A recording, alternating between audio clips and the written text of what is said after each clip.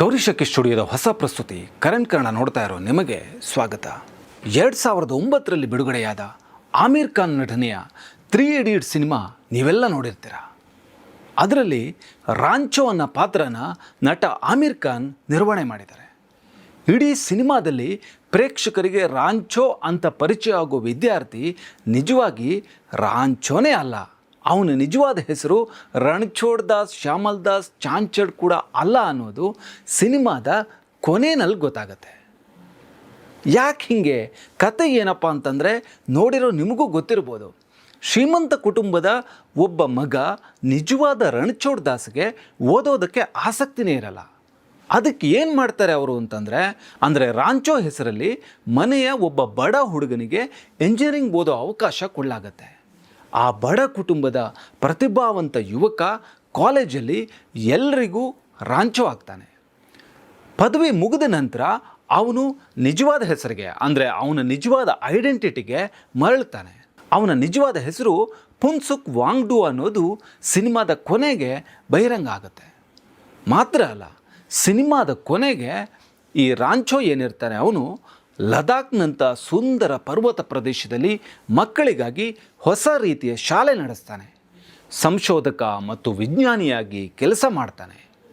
ಮಕ್ಕಳಿಗೆ ಪುಸ್ತಕ ಅಂದರೆ ಕೇವಲ ಬೈಹಾಟ್ ಮಾಡೋದೋ ಕಂಠಪಾಠ ಮಾಡೋದೋ ಅಲ್ಲ, ಪ್ರಯೋಗಗಳ ಮೂಲಕ ಕಲಿಕೆ ಆಗಬೇಕು, ಲರ್ನಿಂಗ್ ಬೈ ಡೂಯಿಂಗ್ ಆಗಬೇಕು ಅನ್ನೋದನ್ನು ಶಿಕ್ಷಣ ವಿಧಾನಗಳ ಮೂಲಕ ಅವನು ಅನುಸರಿಸ್ತಾನೆ. ಮೊನ್ನೆ ದಿಲ್ಲಿಯ ಜಂತರ್ ಮಂತರ್ನಲ್ಲಿ 21 ದಿನಗಳ ಕಾಲ ಉಪವಾಸ ಸತ್ಯಾಗ್ರಹ ಮಾಡಿರೋ ಸೋನಂ ವಾಂಗ್ಚುಕ್ ನಿಮಗೆಲ್ಲ ಗೊತ್ತಲ್ಲ. ಕೊನೆಗೂ ಪೊಲೀಸರಿಂದ ಬಲವಂತವಾಗಿ ಆಸ್ಪತ್ರೆ ಸೇರಿರೋ ಸೋನಂ ವಾಂಗ್ಚುಕ್ 3 ಇಡಿಯಟ್ಸ್ ಸಿನಿಮಾದ ಈ ಪಾತ್ರಕ್ಕೆ ಪ್ರೇರಣೆ ಅಂತ ಹೇಳಲಾಗ್ತಾ ಇತ್ತು. ಆದರೆ ಕೇಂದ್ರ ಶಿಕ್ಷಣ ಸಚಿವ ಧರ್ಮೇಂದ್ರ ಪ್ರಧಾನ್ ರಾಜೀನಾಮೆಗಾಗಿ ಸೋನಂ ವಾಂಗ್ಚುಕ್ ಅವರ 21 ದಿನಗಳ ಉಪವಾಸ ಸತ್ಯಾಗ್ರಹದ ಈ ಸಂದರ್ಭದಲ್ಲಿ ಆಮಿರ್ ಖಾನ್ ಅವರು ಒಂದು ವಿಶೇಷವಾದ ಮಾತು ಹೇಳಿದರು. 3 ಇಡಿಯಟ್ಸ್ ಸಿನಿಮಾ ಮಾಡೋ ಸಂದರ್ಭದಲ್ಲಿ ರೈಟರ್ಸ್ಗಾಗಲಿ ಅಥವಾ ಡೈರೆಕ್ಟರ್ಗಾಗಲಿ ಸೋನಂ ವಾಂಗ್ಚುಕ್ ಅವ್ರ ಬಗ್ಗೆ ಗೊತ್ತೇ ಇರಲಿಲ್ಲ. ಹಾಗಾಗಿ ಅವರ ಪ್ರೇರಣೆಯಿಂದ ಈ ಕ್ಯಾರೆಕ್ಟರ್ನ ನಾವು ಮಾಡಿಲ್ಲ ಅನ್ನೋ ಮಾತನ್ನು ಆಮಿರ್ ಖಾನ್ ಹೇಳಿದ್ದಾರೆ. You were inspired by a certain person, Sonam Wangchuk, that's what I'm told. No, that's not true actually. No? No. That is a misconception. Okay.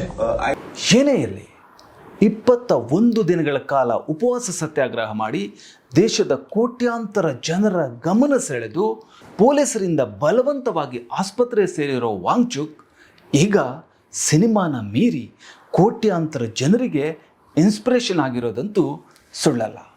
ಹಾಗಿದ್ರೆ ಸೋನಂ ವಾಂಗ್ಚುಕ್ ಬಂದಿರೋ ಲಡಾಖ್ ಬಗ್ಗೆನೂ ನಾವು ಸ್ವಲ್ಪ ತಿಳ್ಕೋಬೇಕಲ್ವ. ಭಾರತದ ಮೇಲ್ಛಾವಣಿ ಅಂತ ಕರೆಯಲ್ಪಡೋ ಈ ಲದಾಖ್ ನಮ್ಮ ದೇಶದ ಒಂದು ತುಂಬ ಬ್ಯೂಟಿಫುಲ್ ಆಗಿರೋ ಪ್ರಾಕೃತಿಕ ತಾಣ. ಎತ್ತರೆತ್ತರದ ಪರ್ವತಗಳ ನಾಡು ಈ ಲದಾಖ್. ಟಿಬೆಟ್ ಎನ್ನ ಬೌದ್ಧ ಸಂಸ್ಕೃತಿ ಇಲ್ಲಿ ಹೆಚ್ಚಿರೋದ್ರಿಂದ ಇದನ್ನು ಮಿನಿ ಟಿಬೆಟ್ ಅಂತಲೂ ಕರೀತಾರೆ. ಮಾತ್ರವಲ್ಲ, ದ ರೂಫ್ ಆಫ್ ಇಂಡಿಯಾ ಅಂದರೆ ಭಾರತದ ಮೇಲ್ಛಾವಣಿ ಅನ್ನೋ ಹೆಸರು ಇದಕ್ಕಿದೆ. ಬೌದ್ಧ ಮತ್ತು ಇಸ್ಲಾಂ ಧರ್ಮಗಳು ಇಲ್ಲಿ ಮುಖ್ಯವಾಗಿ ಬೆಳೆದಿದೆ. ಹಾಗಾಗಿ ಲದಾಖು ಪ್ರವಾಸಿಗರ ಸ್ವರ್ಗ ಕೂಡ ಹೌದು. ಈ ಲದಾಖ್ನ ಒಂದು ಪ್ರಮುಖ ನಗರ ಆಡಳಿತ ಕೇಂದ್ರ ಲೇಹ್. ಹಾಗಾಗಿ ಲೇ ಲದಾಖ್ ಅಂತ ಹೇಳ್ತಿರೋದು ನೀವು ಕೇಳಿರ್ತೀರ. ಇಲ್ಲಿನವರೇ ಆದ ಸೋನಂ ವಾಂಗ್ಚುಕ್ ಕೇಂದ್ರ ಸರ್ಕಾರದಿಂದ ಬಂಧಿಸಲ್ಪಟ್ಟು ಸುಮಾರು 6 ತಿಂಗಳುಗಳ ಕಾಲ ಜೋಧ್ಪುರ್ ಜೈಲಿನಲ್ಲಿದ್ದರು. ಮೊನ್ನೆ ಅಂದರೆ 2026 ಮಾರ್ಚ್ನಲ್ಲಿ ಬಿಡುಗಡೆ ಆದರು. ಹಾಗಿದ್ರೆ ಇವರ ಹಿನ್ನೆಲೆ ಇನ್ನಷ್ಟಿರೋದು ಏನಿದು ಲದಾಖ್ ಲಡಾಯಿ ಅಂತ ನೋಡೋಣ ಬನ್ನಿ. ಪರೀಕ್ಷಾ ಅಕ್ರಮಗಳು ಮತ್ತು ನೀಟ್ ಎಕ್ಸಾಮ್ನ ಪೇಪರ್ ಸೋರಿಕೆ ಪ್ರಕರಣಗಳಿಗೆ ಸಂಬಂಧಿಸಿದಂತೆ ಕೇಂದ್ರ ಶಿಕ್ಷಣ ಸಚಿವ ಧರ್ಮೇಂದ್ರ ಪ್ರಧಾನ್ ರಾಜೀನಾಮೆಗೆ ಆಗ್ರಹಿಸಿ ಲದಾಖ್ನ ಪ್ರಜಾಸತ್ತಾತ್ಮಕ ಬೇಡಿಕೆಗಳಿಗಾಗಿ ಕಾಕ್ರೋಚ್ ಜನತಾ ಪಾರ್ಟಿ ಈಗಷ್ಟೇ ಪ್ರಚಾರಕ್ಕೆ ಬಂದಿರೋ CJP ಜೊತೆ ಸೇರಿ ಸೋನಂ ವಾಂಗ್ಚುಕ್ ಅನಿರ್ದಿಷ್ಟಾವಧಿ ಉಪವಾಸ ಸತ್ಯಾಗ್ರಹ ಕೈಗೊಂಡಿದ್ದಾರೆ. ಇದರಿಂದಾಗಿ ಪೂರ್ತಿ ದೇಶದ ದೃಷ್ಟಿ ಅವ್ರ ಮೇಲೆ ಬಿದ್ದಿದೆ. ಅವರು ತನ್ನನ್ನು ತಾನು ಒಂದು ಗೌರವಾನ್ವಿತ ಜಿರಳೆ ಅಂತಲೂ ಕರ್ಕೊಂಡಿದ್ದಾರೆ. ಇಂತಹ ಸೋನಂ ವಾಂಗ್ಚುಕ್ ಅವರ ಬಾಲ್ಯದ ಕಥೆ ಏನು? ಈಗ ಅವರಿಗೆ 59 ವರ್ಷ ವಯಸ್ಸು. ಇವರು ಚಿಕ್ಕವರಿದ್ದಾಗಲೇ ಅಂದರೆ ಲದಾಖಲ್ಲಿದ್ದಾಗಲೇ ಇವರಿಗೆ ಬೇರೆ ಬೇರೆ ಶಿಕ್ಷಣದ ಸಮಸ್ಯೆಗಳು ಎದುರಾದುವಂತೆ. ತಮ್ಮ ಊರಲ್ಲಿ ಶಾಲೆನೇ ಇರಲಿಲ್ಲ. ಹಾಗಾಗಿ 9 ವರ್ಷದವರೆಗೆ ಇವರು ಮನೆಯಲ್ಲೇ ತಾಯಿಯಿಂದಲೇ ಪಾಠ ಹೇಳಿಸ್ಕೋತಾರೆ. ನಂತರ ಅಲ್ಲಿಂದ ಶ್ರೀನಗರಕ್ಕೆ ಹೋಗ್ತಾರೆ. ಶ್ರೀನಗರಕ್ಕೆ ಹೋದಾಗ ಅವರಿಗೆ ಭಾಷೆಯ ಅಡೆತಡೆಗಳು ತುಂಬ ಬರುತ್ತೆ. ಯಾಕಂದರೆ ಲದಾಖ್ನಲ್ಲಿ ಅವರು ಮಾತೃಭಾಷೆಯಲ್ಲೇ ಓದಿರ್ತಾರೆ. ಅಲ್ಲಿ ಅವರಿಗೆ ಇಂಗ್ಲೀಷ್ ಸ್ವಲ್ಪ ಕಬ್ಬಿಣದ ಕಡಲೆ ಆಗುತ್ತೆ. ಇಂಥ ಅನುಭವವೇ ಅವರಿಗೆ ಮುಂದಿನ ದಿನಗಳಲ್ಲಿ ಶಿಕ್ಷಣ ವ್ಯವಸ್ಥೆಯನ್ನೇ ಬದಲಾಯಿಸುವ ಸಂಕಲ್ಪಕ್ಕೆ ಕಾರಣ ಆಗುತ್ತೆ. ಹೀಗೆ ಬೆಳೆದ ಸೋನಂ ವಾಂಗ್ಚುಕ್ 1988ರಲ್ಲಿ ಒಂದು ಹೊಸ ಸಂಸ್ಥೆನ ಸ್ಥಾಪನೆ ಮಾಡಿದ್ರು. ಅದರ ಹೆಸರು students educational and cultural movement of Ladakh. ಅಂದರೆ ಸಾಂಪ್ರದಾಯಿಕ ಪರೀಕ್ಷಾ ಪದ್ಧತಿಗಿಂತ ಜೀವನದ ಕೌಶಲ್ಯ ಅಂದರೆ ಸ್ಕಿಲ್ಸ್ ಅಂತ ನಾವು ಏನು ಕರಿತೀವಿ ಅದನ್ನು ಹೆಚ್ಚು ಮಾಡೋ ಸ್ಥಳೀಯ ಜ್ಞಾನ ಮತ್ತು ಸ್ವಾವಲಂಬನೆಗೆ ಒತ್ತು ನೀಡೋ ಶಿಕ್ಷಣ ಬೇಕು ಅನ್ನೋದು ವಾಂಗ್ಚುಕ್ ಅವರ ವಾದ ಆಗಿತ್ತು.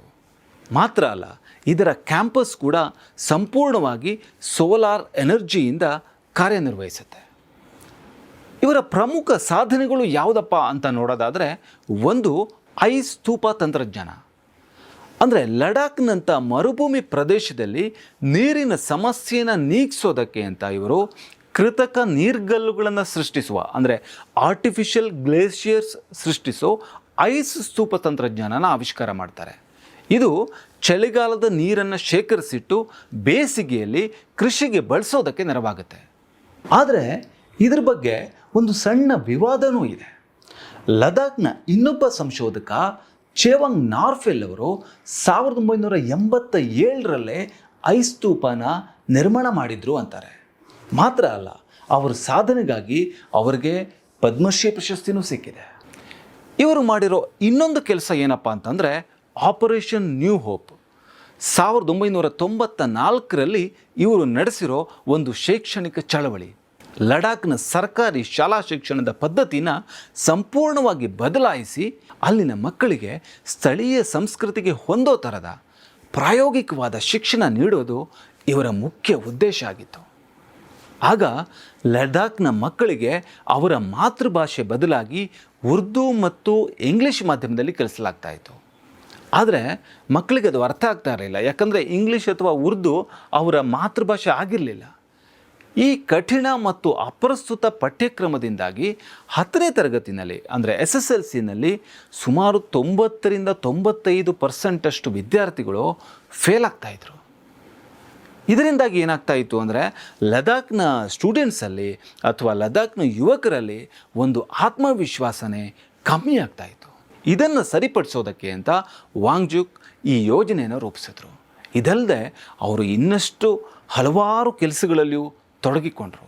ಅವುಗಳಲ್ಲಿ ಮುಖ್ಯವಾದ್ದು ಪರಿಸರ ಸ್ನೇಹಿ ಕಟ್ಟಡಗಳ ವಿನ್ಯಾಸ ಮತ್ತು ಹಿಮಾಲಯ ಪ್ರದೇಶಕ್ಕೆ ಹೊಂದೋ ಥರದ ಸುಸ್ಥಿರ ಅಭಿವೃದ್ಧಿ ಮಾದರಿಗಳ ಪರಿಚಯ. ಸುಸ್ಥಿರ ಅಭಿವೃದ್ಧಿ ಮಾದರಿಗಳು ಅಂದರೆ ಪ್ರಕೃತಿಗೆ ಏಟು ಕೊಡದ ಹಾಗೆ ಅಭಿವೃದ್ಧಿ ಕಾರ್ಯಗಳನ್ನು ಹೇಗೆ ಮಾಡ್ಬೋದು ಅಂತ ತೋರಿಸಿಕೊಟ್ಟವರು ಸೋನಂ ವಾಂಗ್ಚುಕ್. ಈ ಸಾಧನೆಗಳಿಗೆ ಅವರಿಗೆ 2018ರ ರಾಮೋನ್ ಮ್ಯಾಗ್ಸೆಸೆ ಪ್ರಶಸ್ತಿ ಸೇರಿದಂತೆ ಅನೇಕ ಅಂತಾರಾಷ್ಟ್ರೀಯ ಗೌರವಗಳು ಸಿಕ್ಕಿದೆ. ಮ್ಯಾಗ್ಸೆಸೆ ಅವಾರ್ಡ್ ಅಂದರೆ ನಿಮ್ಗೆ ಗೊತ್ತಲ್ಲ, ಅದಕ್ಕೆ ಅದರದ್ದೇ ಆದ ತೂಕ ಇದೆ. ಅದು ಏಷ್ಯಾದ ನೊಬೆಲ್ ಪ್ರೈಸ್ ಅನ್ನೋ ಹೆಗ್ಗಳಿಕೆ ಇದೆ. ಸಮಾಜ ಸುಧಾರಣೆಗಾಗಿ ಬಹಳಷ್ಟು ಹೋರಾಡಿದ ಫಿಲಿಪೀನ್ಸಿನ 7ನೇ ಅಧ್ಯಕ್ಷನ ಹೆಸರಲ್ಲಿ ಕೊಡೋ ಅವಾರ್ಡ್ ಅದು. ಭಾರತದಲ್ಲಿ 1958ರಿಂದ ವಿನೋಬಾ ಭಾವೆಯವರಿಂದ ಶುರುವಾಗಿ ಮದರ್ ತೆರೇಸಾ, ವರ್ಗೀಸ್ ಕುರಿಯನ್, ಸತ್ಯಜಿತ್ ರೇ, ಕಿರಣ್ ಬೇಡಿ, MS ಸ್ವಾಮಿನಾಥನ್, P ಸಾಯಿನಾಥ್, ಕರ್ನಾಟಕದಲ್ಲಿ ನೀನಾಸಂನ KV ಸುಬ್ಬಣ್ಣ, ಹೀಗೆ ಹಲವಾರು ಮಹಾನುಭಾವರು ಪಡೆದಿರೋ ಪ್ರತಿಷ್ಠಿತ ಗೌರವ ಮ್ಯಾಗ್ಸೆಸೆ. ಇಂಥ ಗೌರವನ ಪಡೆದಿರೋರು ಸೋನಂ ವಾಂಗ್ಚುಕ್. ಹಾಗಿದ್ರೆ ಲದಾಖ್ಗೆ ಯಾಕೆ ವಿಶೇಷ ಸ್ಥಾನಮಾನ ಬೇಕು, ಯಾಕೆ ಇದನ್ನು ಇವರು ಕೇಳ್ತಿದ್ದಾರೆ ಅನ್ನೋದನ್ನು ನೋಡೋದಾದರೆ 2019ರಲ್ಲಿ ಕೇಂದ್ರ ಸರ್ಕಾರ ಜಮ್ಮು ಕಾಶ್ಮೀರಕ್ಕಿದ್ದ ವಿಶೇಷ ಸ್ಥಾನಮಾನನ ತೆಗೆದುಹಾಕಿ ರಾಜ್ಯನ 2 ಕೇಂದ್ರಾಡಳಿತ ಪ್ರದೇಶಗಳಾಗಿ ವಿಭಜನೆ ಮಾಡಿತು.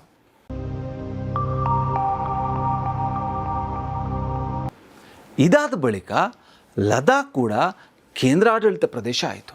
ಈ ಹೊಸ ನಿಯಮದ ಪ್ರಕಾರ ಜಮ್ಮು ಕಾಶ್ಮೀರಕ್ಕೆ ವಿಧಾನಸಭೆ ಇದ್ದರೂ ಲದಾಖ್ಗೆ ಹೊಸ ವಿಧಾನಸಭೆ ರಚಿಸೋ ಅವಕಾಶ ಇಲ್ಲ. ಆದರೆ ಅಲ್ಲಿಯ ಸ್ಥಳೀಯ ಸಂಘಟನೆಗಳು ಮಾತ್ರ ಅಭಿವೃದ್ಧಿ ಜೊತೆಗೆ ನಮ್ಮ ಪರಿಸರ ಉಳಿಬೇಕು, ಭೂಮಿ ಉಳಿಬೇಕು, ಉದ್ಯೋಗದ ರಕ್ಷಣೆಗೆ ಇನ್ನಷ್ಟು ಸಂವಿಧಾನಾತ್ಮಕ ಭದ್ರತೆ ಅಗತ್ಯ ಅಂತ ವಾದ ಮಾಡೋಕ್ಕೆ ಶುರು ಮಾಡಿದ್ರು. ಈ ಹೋರಾಟದ ಮುಖ್ಯ ನಾಯಕ ಯಾರಪ್ಪ ಅಂತಂದರೆ ಇದೇ ಸೋನಮ್ ವಾಂಗ್ಚುಕ್. ಇವರು ಈ ಎಲ್ಲ ಬೇಡಿಕೆಗಳನ್ನು ಕೇಂದ್ರ ಸರ್ಕಾರದ ಮುಂದಿಟ್ಟು ಈಗ ಹೋರಾಟ ಮಾಡ್ತಿದ್ದಾರೆ. ಅದರಲ್ಲಿ ತುಂಬ ಮುಖ್ಯವಾದ್ದು ಲದಾಖ್ಗೆ ಸಂವಿಧಾನದ 6ನೇ ಅನುಸೂಚಿ ಅಡಿಯಲ್ಲಿ ರಕ್ಷಣೆ, ಅಂದರೆ ಸಂವಿಧಾನದ 6th ಶೆಡ್ಯೂಲ್ನ ಅಡಿಯಲ್ಲಿ ರಕ್ಷಣೆ ಕೊಡಬೇಕು ಅನ್ನೋದು. ಏನಿದು 6ನೇ ಶೆಡ್ಯೂಲ್ ಅಂತ ನೋಡೋದಾದರೆ, ಭಾರತದ ಸಂವಿಧಾನದ ಆರ್ಟಿಕಲ್ 244/2 ಮತ್ತು 275/1 ಈ ವಿಧಿಗಳ ಅಡಿಯಲ್ಲಿ ಬರೋ 6ನೇ ಅನುಸೂಚಿ ಅಂದರೆ 6th ಶೆಡ್ಯೂಲ್ ಪ್ರಕಾರ ಇದು ಈಶಾನ್ಯ ಭಾರತದ ಕೆಲವು ಬುಡಕಟ್ಟು ಪ್ರದೇಶಗಳಿಗೆ ವಿಶೇಷವಾದ ಆಡಳಿತಾತ್ಮಕ ಅಧಿಕಾರ ನೀಡುತ್ತೆ. ಈ 6th ಶೆಡ್ಯೂಲ್ ಈಗ ಅಂದರೆ ಪ್ರಸ್ತುತ ಇದು 4 ರಾಜ್ಯಗಳ ಕೆಲವು ಪ್ರದೇಶಗಳಿಗೆ ಮಾತ್ರ ಅನ್ವಯ ಆಗುತ್ತೆ. ಅಂದರೆ ಅಸ್ಸಾಂ, ಮೇಘಾಲಯ, ತ್ರಿಪುರಾ, ಮಿಜೋರಾಂ ಈ 4 ರಾಜ್ಯಗಳಲ್ಲಿ ಸ್ವಾಯತ್ತ ಜಿಲ್ಲಾ ಮಂಡಳಿಗಳು ಅಂದರೆ ಅಟಾನಮಸ್ ಡಿಸ್ಟ್ರಿಕ್ಟ್ ಕೌನ್ಸಿಲ್ಸ್ ಕಾರ್ಯನಿರ್ವಹಣೆ ಮಾಡ್ತವೆ. ಈ ಮಂಡಳಿಗೆ ಯಾವ ಅಧಿಕಾರಗಳಿವೆ ಅಂತ ನೋಡೋದಾದರೆ, ಹೊರಗಿನವರು ಸುಲಭವಾಗಿ ಭೂಮಿ ಖರೀದಿಸೋದಕ್ಕೆ ಈ ಮಂಡಳಿ ನಿರ್ಬಂಧ ವಿಧಿಸ್ಬೋದು. ಸ್ಥಳೀಯ ಜನರ ಭೂ ಹಕ್ಕುಗಳನ್ನು ರಕ್ಷಣೆ ಮಾಡ್ಬೋದು. ಕಾಡು, ನೀರು ಮತ್ತು ಕೆಲವು ಸ್ಥಳೀಯ ಸಂಪನ್ಮೂಲಗಳಿರುತ್ತವಲ್ಲ, ಪ್ರಾಕೃತಿಕ ಸಂಪನ್ಮೂಲಗಳು, ಅದರ ನಿರ್ವಹಣೆಯಲ್ಲಿ ಈ ಮಂಡಳಿಗೆ ವಿಶೇಷ ಅಧಿಕಾರ ಇದೆ. ಪರಿಸರ ಸಂರಕ್ಷಣೆಗೆ ಸ್ಥಳೀಯ ನಿಯಮಗಳನ್ನು ರೂಪಿಸೋ ಅವಕಾಶ ಇದೆ. ಕೆಲವು ವಿಷಯಗಳಲ್ಲಿ ಸ್ಥಳೀಯ ಕಾನೂನುಗಳನ್ನು ಕೂಡ ಈ ಮಂಡಳಿ ರೂಪಿಸ್ಬೋದು. ಅಂದರೆ ಸ್ಥಳೀಯವಾಗಿರೋ ಸಂಪ್ರದಾಯಗಳಿರಲಿ, ಸಾಮಾಜಿಕ ಆಚರಣೆಗಳಿರಲಿ, ಸ್ಥಳೀಯ ಆಡಳಿತ ಇರಲಿ, ಮಾರುಕಟ್ಟೆ ಇರಲಿ, ಗ್ರಾಮ ನಿರ್ವಹಣೆ ಇರಲಿ, ಸ್ಥಳೀಯ ಭಾಷೆ, ಸಂಪ್ರದಾಯ, ಬುಡಕಟ್ಟು ಇಲ್ಲೆಲ್ಲ ವಿಶೇಷ ನಿಯಮಗಳನ್ನು ರೂಪಿಸೋ ಅಧಿಕಾರ ಈ ಮಂಡಳಿಗಿದೆ. ಸೊ ಈ ಮಂಡಳಿ ಇದ್ದರೆ ಇವನ್ನೆಲ್ಲ ಉಳಿಸ್ಕೊಳ್ಳೋದಕ್ಕೆ ಸಾಧ್ಯ ಆಗುತ್ತೆ ಅನ್ನೋದು ಸೋನಮ್ ವಾಂಗ್ಚುಕ್ ಮತ್ತು ಟೀಮ್ನ ವಾದ. ಲದಾಖ್ಗೆ ವಿಶೇಷ ಸ್ಥಾನಮಾನ ಬೇಕೇ ಬೇಕು ಅಂತ ಹಲವಾರು ವರ್ಷಗಳಿಂದ ಹೋರಾಟ ಮಾಡ್ತಾ ಬಂದಿದ್ದಾರೆ. ವಿಶೇಷ ಸ್ಥಾನಮಾನ ಇಲ್ಲದೇ ಇದ್ದರೆ ಇವರ ಆತಂಕಗಳು ಏನಪ್ಪ ಅಂತಂದರೆ, ಲದಾಖ್ನಲ್ಲಿ ಹೊರಗಿನವರು ದೊಡ್ಡ ಪ್ರಮಾಣದಲ್ಲಿ ಭೂಮಿ ಖರೀದಿ ಮಾಡ್ಬೋದು. ಭೂಮಿ ಖರೀದಿ ಮಾಡಿದ್ರೆ ಸ್ಥಳೀಯರು ತಮ್ಮ ಭೂಮಿ ಕಳ್ಕೊತಾರೆ, ತಮ್ಮ ಹಕ್ಕು ಕಳ್ಕೊತಾರೆ, ತಮ್ಮ ಭೂಮಿಯ ಮೇಲಿರೋ ಅಧಿಕಾರನೂ ಕಳ್ಕೊತಾರೆ. ಮಾತ್ರ ಅಲ್ಲ, ಸರ್ಕಾರಿ ಉದ್ಯೋಗಗಳಲ್ಲಿ ಸ್ಥಳೀಯ ಯುವಕರಿಗೆ ಆದ್ಯತೆ ಬೇಕು ಅನ್ನೋ ಬೇಡಿಕೆ. ಸ್ಥಳೀಯ ಯುವಕರಿಗೆ ಆದ್ಯತೆ ಸಿಕ್ಕಿದಾಗ ಮಾತ್ರ ಆ ರಾಜ್ಯ, ಆ ಪ್ರದೇಶ ಸುಭಿಕ್ಷ ಆಗಿರುತ್ತೆ. ಇದರ ಜೊತೆಗೆ ಲದಾಖು ಹಿಮಾಲಯದ ಅತ್ಯಂತ ಸೂಕ್ಷ್ಮ ಪ್ರದೇಶನೂ ಹೌದು. ಇಲ್ಲಿ ಅತಿಯಾದ ನಿರ್ಮಾಣ ಕೆಲಸಗಳನ್ನು ಮಾಡಿದ್ರೆ, ಪ್ರವಾಸೋದ್ಯಮ ಮಾಡಿದ್ರೆ, ಗಣಿಗಾರಿಕೆ ಮಾಡಿದ್ರೆ ಪರಿಸರದ ಮೇಲೆ ದೊಡ್ಡ ಹಾನಿ ಆಗುತ್ತೆ. ಇಷ್ಟು ಮಾತ್ರ ಅಲ್ಲ, ಲದಾಖು ಬೌದ್ಧ ಮತ್ತು ಮುಸ್ಲಿಂ ಸಮುದಾಯಗಳ ವಿಶಿಷ್ಟ ಸಂಸ್ಕೃತಿ ಮತ್ತು ಜೀವನ ಶೈಲಿ ಹೊಂದಿರೋ ಒಂದು ರಾಜ್ಯ. ಈ ಜೀವನ ಶೈಲಿಯನ್ನು ಕಾಪಾಡಬೇಕು ಅನ್ನೋದು ಇವರ ಪ್ರಮುಖ ವಾದ. ಹಾಗಾಗಿ ಲದಾಖ್ನಲ್ಲಿ ಅಭಿವೃದ್ಧಿ ಬೇಕು, ಅಭಿವೃದ್ಧಿ ಬೇಡ ಅಂತ ಅವರೇನು ಹೇಳ್ತಾ ಇಲ್ಲ. ಆದರೆ ಅಭಿವೃದ್ಧಿ ಪರಿಸರ ಮತ್ತು ಸ್ಥಳೀಯರ ಹಕ್ಕುಗಳನ್ನು ಕಾಪಾಡೋ ರೀತಿಯಲ್ಲಿ ಆಗಬೇಕು. ಲದಾಖ್ ಕೇವಲ ಪ್ರವಾಸಿ ತಾಣ ಅಲ್ಲ, ಅದು ಒಂದು ಸೂಕ್ಷ್ಮವಾದ ಹಿಮಾಲಯ ಪರಿಸರ ವ್ಯವಸ್ಥೆ ಅಂತ ಪರಿಗಣಿಸಬೇಕು. ಅದರ ವಿಶೇಷತೆ ಉಳಿಬೇಕು ಅನ್ನೋದು ಸೋನಮ್ ವಾಂಗ್ಚುಕ್ ಮತ್ತು ಅವರ ತಂಡದವರ ವಾದ. ಕೇಂದ್ರ ಸರ್ಕಾರ ಲದಾಖ್ನ ಅಭಿವೃದ್ಧಿ, ಮೂಲಸೌಕರ್ಯ ಮತ್ತು ಭದ್ರತೆಗೆ ಆದ್ಯತೆ ಕೊಡೋದಾಗಿ ಹೇಳಿದೆ. ಆದರೆ ಇಲ್ಲಿಯವರೆಗೆ ಲಡಾಖನ್ನು 6ನೇ ಅನುಸೂಚಿಯ ಅಂದರೆ ಸಂವಿಧಾನದ 6th ಶೆಡ್ಯೂಲ್ ವ್ಯಾಪ್ತಿಗೆ ಅಧಿಕೃತವಾಗಿ ಸೇರಿಸಲೇ ಇಲ್ಲ. ಹೀಗಾಗಿ ಸೋನಮ್ ವಾಂಗ್ಚುಕ್ ತಮ್ಮ ಬೇಡಿಕೆ ಈಡೇರಿಸಿ ಅಂತ ಅನೇಕ ಪಾದಯಾತ್ರೆಗಳು, ಉಪವಾಸ ಸತ್ಯಾಗ್ರಹಗಳು, ಸಾರ್ವಜನಿಕ ಅಭಿಯಾನಗಳನ್ನು ನಡೆಸ್ತಾ ಬಂದಿದ್ದಾರೆ. 2025ರಲ್ಲಿ ಲಡಾಖ್ನಲ್ಲಿ ವಿಶೇಷ ಸ್ಥಾನಮಾನಕ್ಕಾಗಿ ಸೋನಂ ವಾಂಗ್ಚುಕ್ ನೇತೃತ್ವದಲ್ಲಿ ಪ್ರತಿಭಟನೆಗಳು ನಡೆದಾಗ ಅದು ಹಿಂಸಾಚಾರಕ್ಕೆ ತಿರುಗಿತು. ಅಲ್ಲಿ 4 ಜನ ಸಾವನ್ನಪ್ಪಿದ್ರು. ಆ ಬಳಿಕ ಕೇಂದ್ರ ಸರ್ಕಾರ ಸೋನಂ ವಾಂಗ್ಚುಕ್ ಅವರನ್ನು ರಾಷ್ಟ್ರೀಯ ಭದ್ರತಾ ಕಾಯ್ದೆ ಅಡಿಯಲ್ಲಿ ಬಂಧಿಸಿ ಜೋಧ್ಪುರ ಜೈಲಿನಲ್ಲಿಡ್ತು. ಸುಪ್ರೀಂ ಕೋರ್ಟ್ನಲ್ಲೂ ಅದರ ವಿಚಾರಣೆ ನಡೀತು. ಆಗ ಸರ್ಕಾರದ ಪರ ವಕೀಲರು ಸುಪ್ರೀಂ ಕೋರ್ಟ್ನಲ್ಲಿ ಹೇಳಿದ್ದೇನು ಗೊತ್ತಾ?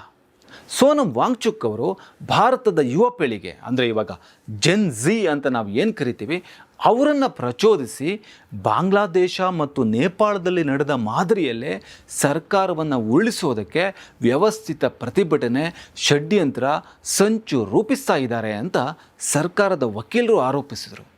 ಲಡಾಖ್ ಪೊಲೀಸ್ ಇಲಾಖೆ ಇವರ ವಿರುದ್ಧ ತನಿಖೆ ನಡೆಸುವಾಗ ವಾಂಗ್ಚುಕ್ ಅವರು ಈ ಹಿಂದೆ ಪಾಕಿಸ್ತಾನಕ್ಕೆ ಭೇಟಿ ನೀಡಿದ್ದನ್ನು ಪ್ರಸ್ತಾಪ ಮಾಡಿತ್ತು. ಮಾತ್ರ ಅಲ್ಲ, ಇವರ ಪ್ರತಿಭಟನೆಯ ವಿಡಿಯೋಗಳನ್ನು ಪಾಕಿಸ್ತಾನದ ಗುಪ್ತಚರ ಸಂಸ್ಥೆಗೆ ಸಂಬಂಧಿಸಿದವರು ಹಂಚಿಕೊಂಡಿರೋದನ್ನು ಉಲ್ಲೇಖ ಮಾಡಿತು. ಹೀಗಾಗಿ ಇವರಿಗೂ ಕೂಡ ಪಾಕಿಸ್ತಾನದ ನಂಟಿರ್ಬೋದು ಅನ್ನೋದು ಲಡಾಖ್ ಪೊಲೀಸ್ ಇಲಾಖೆಯ ಅನುಮಾನ ಆಗಿತ್ತು. ಹಾಗಂತ ಇದನ್ನೇ ನಾವು ಪೂರ್ತಿ ನಂಬಲೇಬೇಕಾಗಿಲ್ಲ. ಯಾಕೆ ಗೊತ್ತಾ? ಭಾರತ ಮತ್ತು ಚೀನಾ ಸೈನಿಕರ ನಡುವೆ ಗಲ್ವಾನ್ನಲ್ಲಿ ಘರ್ಷಣೆ ಆದಾಗ ಚೀನಾ ವಸ್ತುಗಳನ್ನು ಬಹಿಷ್ಕರಿಸಿ ಅಂತ ಕರೆ ಕೊಟ್ಟವರು ಇದೇ ಸೋನಂ ವಾಂಗ್ಚುಕ್. ಹೀಗಾಗಿ ಸೋನಂ ವಾಂಗ್ಚುಕ್ ಮತ್ತು ಅವರ ಬೆಂಬಲಿಗರು ಅವರ ಬಂಧನವನ್ನು ಪ್ರಜಾಪ್ರಭುತ್ವದ ಧ್ವನಿಯನ್ನು ಹತ್ತಿಕ್ಕೋ ಪ್ರಯತ್ನ ಅಂತ ಟೀಕಿಸಿದರು. ಕೊನೆಗೆ ಸುಮಾರು 170 ದಿನಗಳ ಜೈಲುವಾಸದ ನಂತರ, ಅಂದರೆ ಮೊನ್ನೆ 2026 ಮಾರ್ಚಲ್ಲಿ ಸೋನಂ ವಾಂಗ್ಚುಕ್ ಬಂಧನದಿಂದ ಹೊರಗಡೆ ಬಂದರು. ಅವರ ಬಿಡುಗಡೆ ಮಾಡಲಾಯಿತು. ಇವರು ಹೋರಾಡ್ತಾ ಇರೋ ದೂರದೃಷ್ಟಿಯ ನಾಯಕ. ಅಭಿವೃದ್ಧಿ ಮತ್ತು ಪರಿಸರದ ಮಧ್ಯೆ ಒಂದು ಸಮತೋಲನದ ಅಗತ್ಯ ಇದೆ ಅನ್ನೋದನ್ನು ಇವರು ದೇಶದ ಗಮನಕ್ಕೆ ತಂದಿದ್ದಾರೆ. ಇನ್ನೊಂದು ಕಡೆ ಕೆಲವರು ಅವರ ಪ್ರತಿಭಟನೆಗಳು ಅಭಿವೃದ್ಧಿ ಯೋಜನೆಗಳಿಗೆ ಅಡ್ಡಿ ಆಗುತ್ತೆ ಅಥವಾ ರಾಜಕೀಯ ಸ್ವರೂಪ ಪಡೆದುಕೊಳ್ತಾ ಇದೆ ಅಂತ ಟೀಕೆ ಮಾಡೋರು ಇದ್ದಾರೆ. ಈ ಕಾರಣದಿಂದ ಇವರ ಚಟುವಟಿಕೆಗಳು ರಾಷ್ಟ್ರೀಯ ಮಟ್ಟದಲ್ಲಿ ನಿರಂತರ ಚರ್ಚೆಗೆ ಕಾರಣ ಆಗಿದೆ. ಪ್ರಾದೇಶಿಕ ಸ್ವಾತಂತ್ರ್ಯ ಅನ್ನೋದು ಎಷ್ಟು ಮುಖ್ಯ? ದೇಶ ಮತ್ತು ಪ್ರಾದೇಶಿಕತೆ ಅನ್ನೋದು ಬಂದಾಗ ಅದರ ಹಂಚಿಕೆ ಹೇಗಾಗಬೇಕು? ಭಾರತ ಹಲವು ಸಂಸ್ಕೃತಿಗಳ, ಹಲವು ಭೂಭಾಗಗಳ ವೈವಿಧ್ಯಮಯ ದೇಶ ಅಲ್ವಾ? ಹಾಗಿರುವಾಗ ಇಲ್ಲಿ ಒಂದು ಆಳ್ವಿಕೆ, ಒಬ್ಬ ರಾಜ ಅನ್ನೋದು ಎಷ್ಟು ಸರಿಯಾಗುತ್ತೆ? ಆದರೆ ದೇಶದ ಭದ್ರತೆ ವಿಷಯ ಬಂದಾಗ ಇದನ್ನು ಹೇಗೆ ಸರಿಪಡಿಸ್ಕೋಬೇಕು? ಪ್ರಕೃತಿ ಶ್ರೀಮಂತಿಕೆಯ ಪ್ರದೇಶಗಳಲ್ಲಿ ಅಭಿವೃದ್ಧಿಯ ವೇಗ, ರೀತಿ, ನೀತಿ ಹೇಗಿರಬೇಕು? ಒಟ್ಟಾರೆ ನೋಡಿದಾಗ ಸೋನಂ ವಾಂಗ್ಚುಕ್ ಥರದವರನ್ನು ವಿಶ್ವಾಸಕ್ಕೆ ತಗೊಂಡು ಸರ್ಕಾರಗಳು ಕೆಲಸ ಮಾಡಬೇಕು ಅನ್ನೋದಂತೂ ಈ ವಿವಾದ ನೋಡಿದಾಗ ಅನಿಸುತ್ತೆ. ವ್ಯಕ್ತಿಯೊಬ್ಬ ತನ್ನ ಜೀವನೇ ಪಣಕ್ಕಿಟ್ಟು ಹೋರಾಟ ಮಾಡ್ತಾನೆ ಅನ್ನೋದಾದರೆ ಅದು ಕೇವಲ ಗಿಮಿಕ್ ಅಂತ ಹೇಳೋಕ್ಕೆ ಸಾಧ್ಯನಾ? 21 ದಿನಗಳ ಉಪವಾಸದಲ್ಲಿ ಸುಮಾರು 9 kg ತೂಕ ಕಳ್ಕೊಂಡಿರೋ ವಾಂಗ್ಚುಕ್ ಅವರ ಹೋರಾಟ ನೋಡಿದ್ರೆ ಸರ್ಕಾರ ಕನಿಷ್ಠ ಒಂದು ಮಾತುಕತೆ ಆದರೂ ಆಡೋದು ಬೇಡವಾ? 2026 ನೀಟ್ ಪರೀಕ್ಷೆಯ ಅಧ್ವಾನದಿಂದ ಸುಮಾರು 14 ವಿದ್ಯಾರ್ಥಿಗಳು ಜೀವನೇ ಕಳ್ಕೊಳ್ಳೋ ಥರ ಆಯಿತು. 2024ರಲ್ಲೂ ಧರ್ಮೇಂದ್ರ ಪ್ರಧಾನ್ ಶಿಕ್ಷಣ ಸಚಿವರಾಗಿದ್ದಾಗಲೇ ನೀಟ್ ಪರೀಕ್ಷೆಯ ಕ್ವಶನ್ ಪೇಪರ್ಸು ಲೀಕ್ ಆಗಿತ್ತು. ಇಷ್ಟೆಲ್ಲ ಆದ ಬಳಿಕನೂ ಪ್ರತಿಭಟನಾಕಾರರ ಜೊತೆ ಒಂದು ಕನಿಷ್ಠ ಸೌಜನ್ಯದ ಮಾತುಕತೆಗೂ ಸರ್ಕಾರ ಸಿದ್ಧ ಆಗಲ್ಲ ಅಂತಂದರೆ ನಿಮಗೇನನ್ಸುತ್ತೆ? ನಿಮ್ಮ ಅಭಿಪ್ರಾಯ ಮರೆಯದೆ ಕಮೆಂಟ್ ಮಾಡಿ. ನೋಡ್ತಾ ಇರಿ ಕರೆಂಟ್ ಕನ್ನಡ.